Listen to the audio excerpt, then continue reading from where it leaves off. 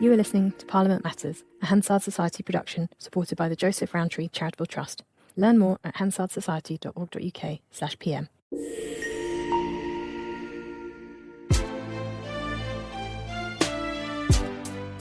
Welcome to Parliament Matters, the podcast about the institution at the heart of our democracy, Parliament itself.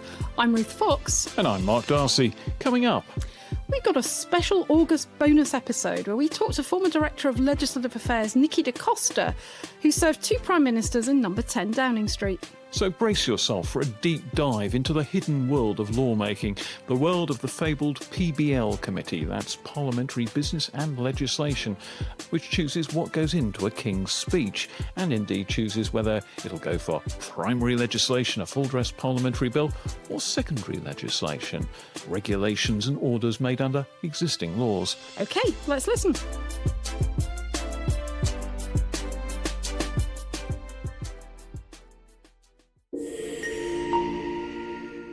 Well, Ruth and I are very lucky to be joined on the pod today by Nikki da Costa, who used to head up the legislative operation in Downing Street under a series of Conservative Prime Ministers.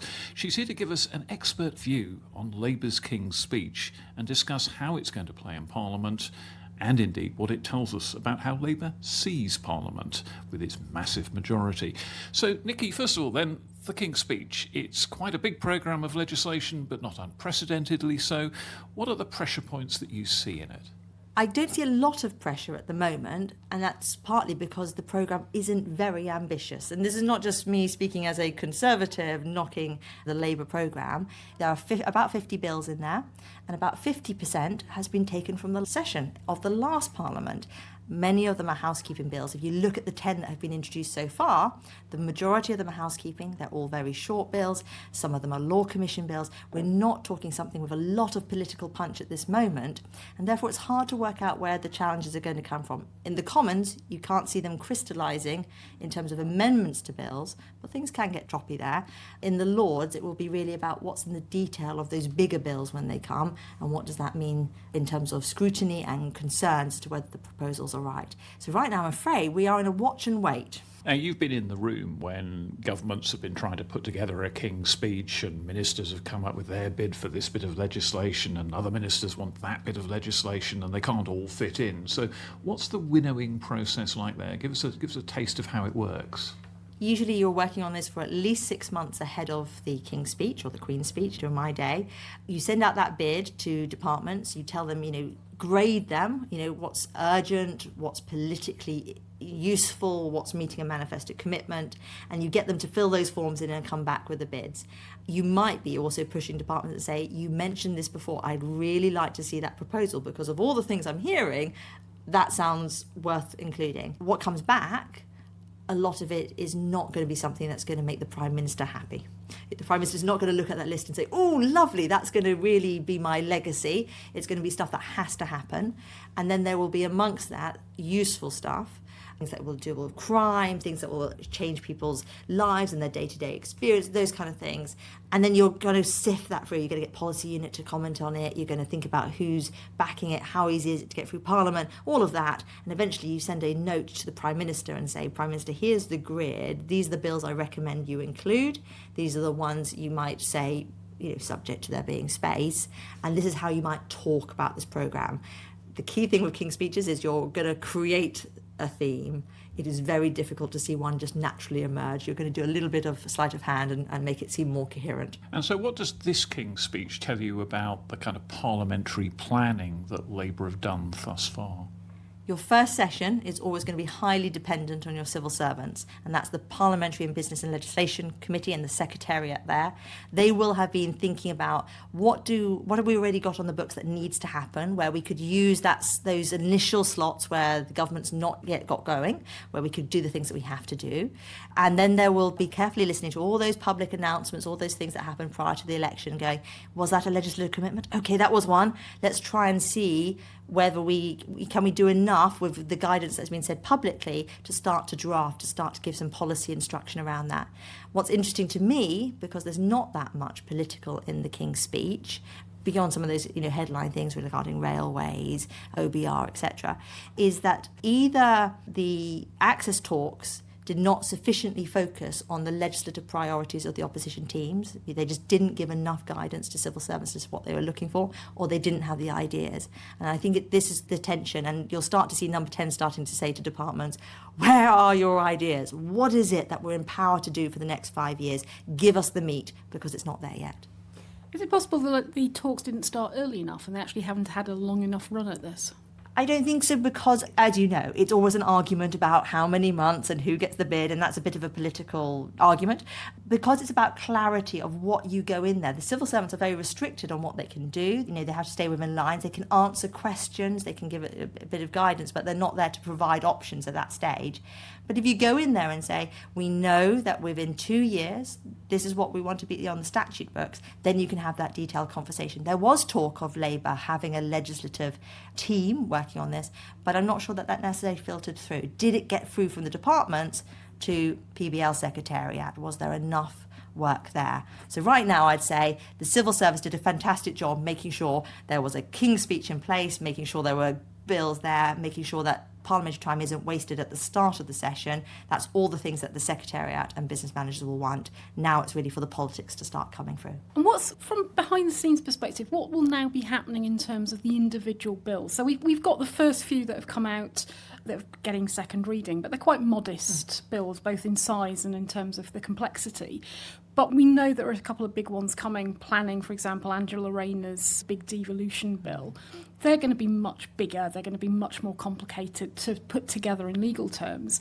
How does that work in Whitehall before it gets to Parliament? And what's the process of sort of the drafting and then the sign-off process to say, yes, this is ready to go to the House of Commons or the House of Lords? When the departments make a bid, they'll be asked to indicate how complex is this piece of legislation. Is it just a little tiddler, or is it a very big bill? And then when PBL Secretariat is looking at what has been signed off, they'll be going, right, we'll work with the business managers, and they'll start to allocate a slot. They'll say, right, you need to be ready for the King's Speech. Immediately after, you're going to get a slot. You need to be ready. You hit that deadline, and if you miss it, I can't promise you're going to get another slot. And same would be there, okay, you're quite a big bill. We're going to give you a few months over the summer, so we'll give you the autumn. You need to be ready, and then there'll be a January wave. I would expect the very big bills to be in that January wave, and I'd expect the session to be extended. Well, I say extended, it's obviously at the discretion of the government, but 18 months, 24 months to accommodate those bigger bills. So that will give the time. So you've got those waves. The department is given an indication of what they need to do, and they're going to have to drive those, resolve the policy with your ministers, give the instructions to your lawyers, and then there'll be this iterative process with OPC, the Office of Parliamentary Counsel, who are wonderful people. They solve so many issues, and they're wonderful, thoughtful people. And then you'll go through that process, and then eventually it goes to PBL committee, where the minister is grilled on their readiness to get that bill in. Have they really thought through how this should be handled in the Commons and the Lords? Now, you headed up a unit in Downing Street for Theresa May and for Boris Johnson. In times when governments had considerable difficulty in Parliament, Theresa May didn't really have a functional majority. Boris Johnson was always a little bit uncomfortable as well before he won the 2019 election. With Labour's vast majority now, do they still need a unit like that? May they think they can get by without having a big focus on parliamentary management, just concentrate on politics out in the country and let the MPs fiddle around if they want? We've got such a big majority, we can basically shrug them off. It is a very interesting question for people like us, which may be a relatively narrow cadre.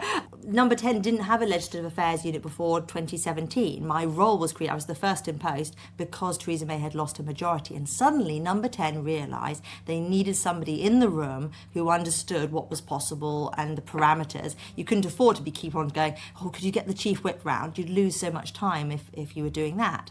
So the question becomes, do they keep the legislative unit? Now, Whitehall has become habituated now to having that unit. They've seen it as vastly useful. It was one of the brainchilds of Jeremy Hayward, lead officials at the time. They saw the advantages. Whitehall's used to Number 10 legislative affairs now brokering arguments between different departments on how to handle a cross-Whitehall issue. They're used to Number 10 coming in and providing a bit more politics in terms of shaping the programme, those kind of things. I think if they do away with the unit, it would be a sign that they basically think we don't need to worry about our parliamentary party in the Commons. Even if they're not particularly disciplined, there's just enough of them that we can absorb any rebellion, and we're just going to get on with things. I think it would be short-sighted because the parliamentary game has changed tremendously. They might think, actually, the opposition's not quite up to it just yet, so why would we need legislative affairs? Things change very rapidly, and I don't think that will remain the case for the Conservatives for very long. And, I'm always going to speak for the value of it. I think knowing what you want to do and knowing how to do it, you need to combine those two knowledge sets. I'm very interested in that comment. The parliamentary game has changed a lot. A lot of people are imagining this is going to be kind of an action replay of the early Blair years. I don't think so, for a number of reasons. And Philip Cowley is obviously the master of rebellion and looking at the data. But if we look back to then, and people talked about, the massed ranks, sort of bovine loyalty, the big thing that I think has changed is social media. MPs can no longer afford to just walk through the lobby and say yes to something because the whip has said so. That exposes them to huge political risk. They need to be more actively owning what are we voting for, how is that going to reflect on my constituents, do I agree with it? I think the second element is when you have such a huge majority, it's all a free hit. Every MP can afford, Labour MP can afford to say, there are so many of us. If I want to kick up a fuss over here, it doesn't really matter. So you could get a habit of rebellion developing. And we've seen that. One of the problems with the Conservative Party, which we've seen, is actually the Brexit years, I think, trained MPs, even the ones that were just observing and then became MPs, in a particular way of behaving. And I think that is also going to impact in terms of how the Labour MPs are there. We'll see what happens. So I think MP behaviour has changed. We've seen new tactics emerge, new ways of dealing with things. It's a much more crafty game, I think, than it was even back in the 2000s when I was in the opposition whip's office. What kind of new tactics do you mean? People are becoming more aware of how to craft an amendment that requires a response. I think people are more aware of how to put down an amendment knowing that it's not going to become law, but the matter of voting on it is going to cause such a difficult moment in the media and the social media that you may well see movement from the government anyway because they just don't want that fight. So I think it's more about people working out that increased need to feed the lobby machine, the Westminster Commentariat, creates opportunities with how people adapt to legislation. You've also got some complexities between Commons and Lords and how you have the two-house strategy, but I think that's the fundamental thing. People working out how to use that legislative opportunity to raise issues. All of which perhaps explains why Keir Starmer stamped down so hard on his first rebellion and took the whip away from those 7 Labour rebels. Yes, and I think it's fascinating because, you're damned if you do and damned if you don't.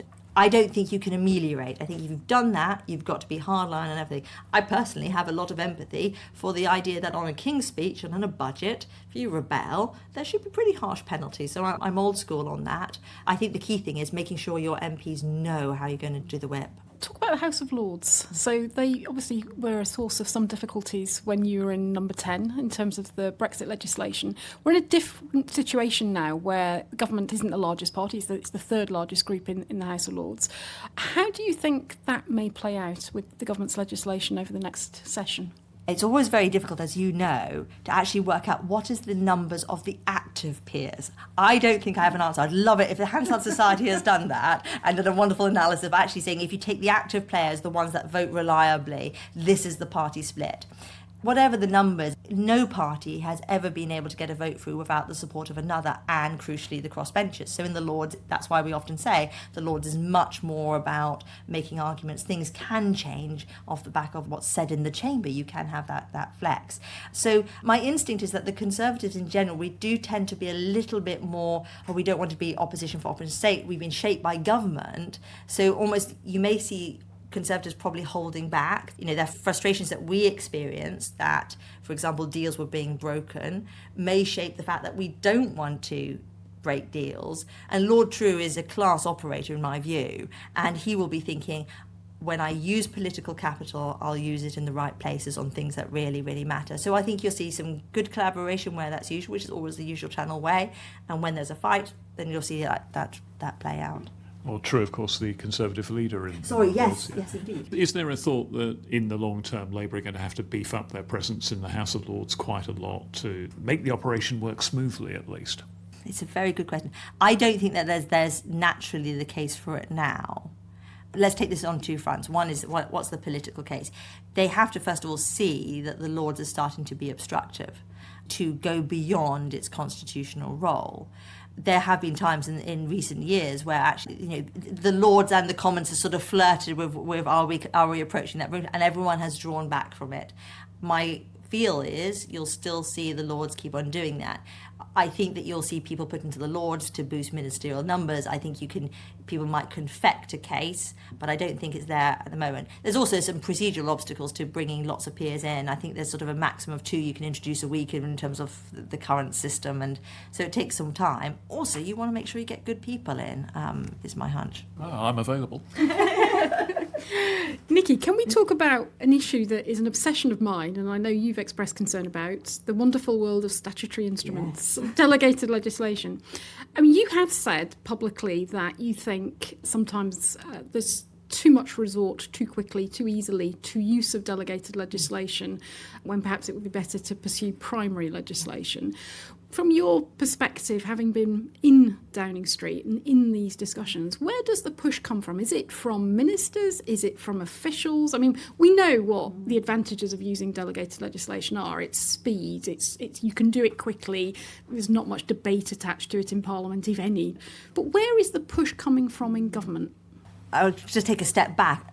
I do think secondary legislation, and I think Hans would also be of the view, is a useful thing. Yeah. You don't want to keep on coming back to Parliament to pass primary legislation. And traditionally you've done that where it doesn't make sense to put it on the face of the bill. Maybe there needs to be ongoing policy work where you might need to keep adapting for time. So there's lots of reasons where you would use powers. I think there has been a tendency, I more than not, I saw it coming from departments, not necessarily ministerial, in two situations. One where there is a timetable that needs to be met, the policy's not been fully worked through, and there's a desire to take a power to just have a little bit more time. They can work through it afterwards.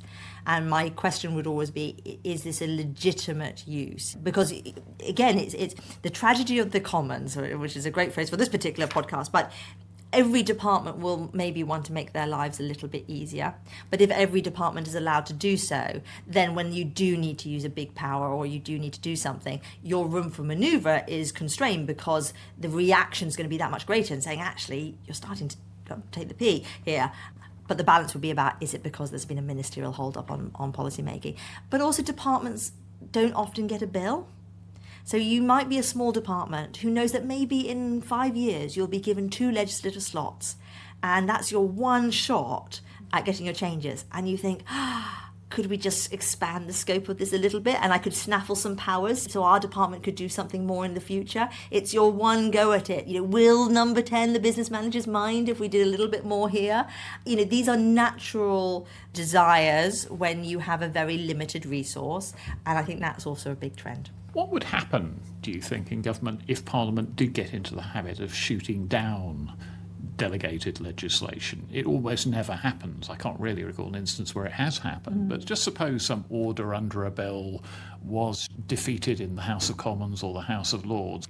I mean, we're talking, what is it? I think there's been a handful of SIs rejected since the Second World War. Yeah. You will know the stats? The last one rejected in the Commons was 1979. That's it. And we're talking thousands and thousands and thousands of SIs. You would have to show a significant uptick. I mean, I don't know where the level of uptick would have to be before government said, actually, we've got a problem here. I think largely it's a scrutiny problem.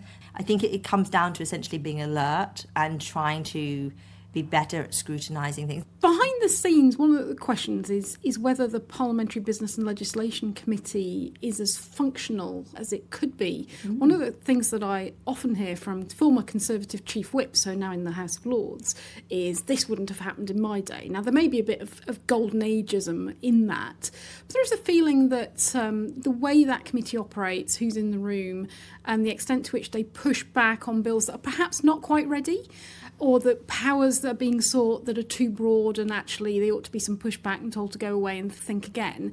What's your thoughts on that? Being the slightly detail-oriented person, I'm trying to think about who the Conservative chief whips are that have served in government that are in the Lords, which might reveal more of who you're thinking about, because most of our chief whips were opposition chiefs. I don't think that's the case. So if you think about cabinet committees, and I've had the privilege of sitting at the back on cabinet and in some other cabinet meetings, my experience is this is actually one of the most effective cabinet committees you can have. Most officials are banned from the room, and that's been something that was long defended by the principal private secretary to the chief whip, saying that this is not appropriate to have officials, because the minister is going to be put through their paces. They're going to be really pushed by the chief whip, the Lord's leader, by the Secretary of State for Wales. And all. It's sort of a bit of a free-for-all, because you're testing, how prepared are you? Have you really thought this through? And I saw bills stopped, not allowed to meet their introduction date, even though it was a week away, and the Secretary of State going, this is outrageous, I'm going to speak to the Prime Minister. Well, you can speak to the Prime Minister, but you're not ready, and you will cause issues in the system. So I saw bills put back, I saw them move, and then when you maybe saw little gaps in what was happening in Parliament, that's because a bill's been held. So actually that would happen quite frequently. There is a limit to what PBL can do. They started to institute what we call the 4BMs meeting, which is the 4 business managers meeting. They'd bring in ministers earlier than those sort of main gate meetings with PBL, and that was also then just to say, how are you approaching it, what are you doing with secondary legislation to try and address this. So actually I think the system has started to evolve more to address the issues that you've got there, but there's always a tension. And one of the things we spoke about earlier was the way the opposition might handle things in this Parliament. And compared to the 1997 Parliament, there are a range of different opportunities. I mean, the urgent question didn't exist in the same way. You didn't have backbench business debates, you didn't have e-petitions and petition debates and so on. So there are a range of opportunities as well, of course, as elected select committee chairs. So if you were advising the official opposition on how can you sort of strategically take on the government now with this massive majority in front of you, you can't do everything, you've got a limited number of members, resources is going to be stretched. How would you advise them to think procedurally, strategically, to scrutinise the government? You've got to think about those force multipliers, things that are going to have maximum effect with the smallest amount of time necessary. First of all, I would create a shadow role to the Director of Legislative Affairs in government, somebody that is in the leader of the opposition's office. And I hasten to add, I am not bidding for the role. This is not for me, but there are very good people out there, but this is not for me. I'd create that role because you need somebody that can bring in the experience of knowing what might the government do. You need your gamekeeper turned poacher, and that's going to give you a huge advantage. Get them to create a blueprint for your shadow secretaries. Tell them, okay, look, a good parliamentary operation in your team is going to look like this, and you've got to go and create that. This is the rhythm, this is how far advanced you. If you can give them that, then people can start to run with. You're going to equip them with the skills to do that. And then maybe you focus your attention on saying, we know what our vote base wants us to focus on, so let's choose 3 roles. Let's just get the parliamentary operation running really, really well there. Get the hits coming through, because you're getting the social media, the media commentary of going, that was an effective operation. You'll never have a chance of winning a vote, but you made Labour government squirm because they were put on the hook for something. And so you try that, and then you can evolve it, but start to give glimmers of hope as to how you run the operation across the board. And then you'll start to get those recalcitrant MPs who are thinking, maybe I'll be a free rider. I do not wish to disparage MPs, but there will be a lot that actually go, I have done a lot of time in Parliament, and I don't really want to be participating in the hard graft of this parliamentary operation. But you'll get the eager ones too, and they'll make their names in this Parliament, and you want them to start to set an example, and then others are going to go, actually, I want a bit of that action, because I'm here for 5 years, I may as well be useful. I'm old enough to remember when the great Eric Forth and sort of wild-eyed young backbenchers like a certain John Bercow would stage sort of midnight ambushes and suddenly out of the blue vote down or attempt to vote down some statutory instrument or whatever it was. That kind of troublemaking worth doing? Yes, I think so. Keeping government on its toes is really, really important across a whole bunch of things, because it means that actually you keep usual channels, that negotiation, behind the scenes negotiation, respectful. The minute government starts to think, I don't really need to care about the opposition, we've got such big numbers, but keep them on their toes, make them respect it. The government will know that the opposition can make life harder work for their MPs than it otherwise needs to be. It can just be a little bit more fractious than it needs to be, and things could be a bit more consensual. So I think, yes, keep them on their toes, make sure they show respect. Nikki da Costa, thanks very much indeed for joining us on the pod today. Thank you very much for having me. Well, that's all from us. We'll be back if Parliament's recalled over the summer, but otherwise we'll see you in September, where we look ahead to a busy autumn of lawmaking. Brace yourself for that. Goodbye for now. Bye for now.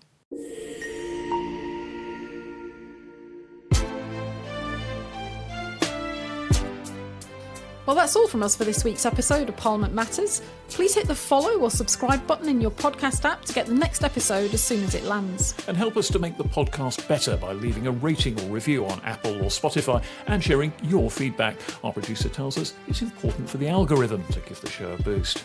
And Mark, tell us more about the algorithm. Well, what do I know about algorithms? You know, I write my scripts with a quill pen on vellum and then send it in by carrier pigeon.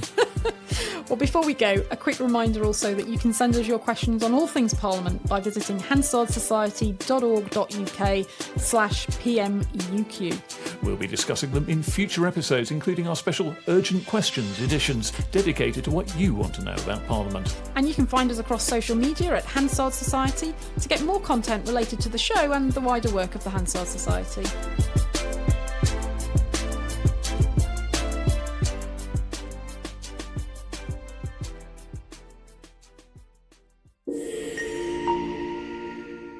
Parliament Matters is produced by the Hansard Society and supported by the Joseph Rowntree Charitable Trust. For more information, visit hansardsociety.org.uk/PM or find us on social media at Hansard Society.